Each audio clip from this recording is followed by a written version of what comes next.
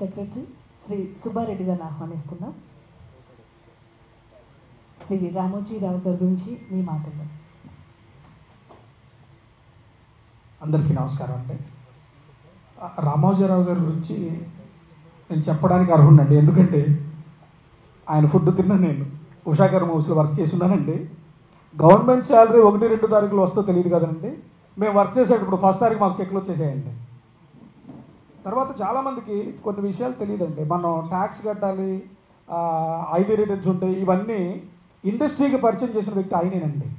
మీకున్న దానిలో కొంచెమైనా దాచుకోండి, ఫర్దర్గా అది ఉపయోగపడుతుంది, దీన్ని కట్టడం వల్ల చాలా ఉపయోగాలు ఉన్నాయని చెప్పిన వ్యక్తి ఆయనేనండి. అంతేకాదు మనం లేచిన దగ్గర నుంచి ఏ సినిమా జరగాలన్నా ప్రతి ఒక్కరు నేను ఆల్మోస్ట్ 15 సినిమాలు చేశానండి. అసిస్టెంట్గా, అసోసియేట్గా, డైరెక్టర్గా కూడా చేశాను.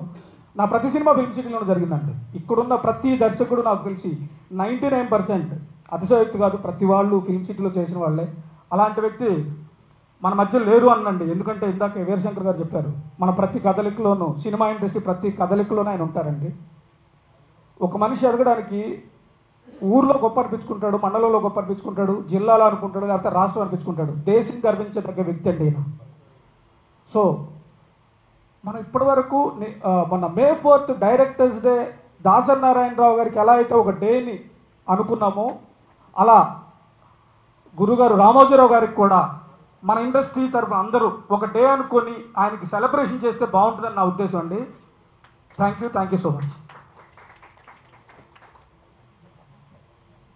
థ్యాంక్ యూ అండి. నిజంగా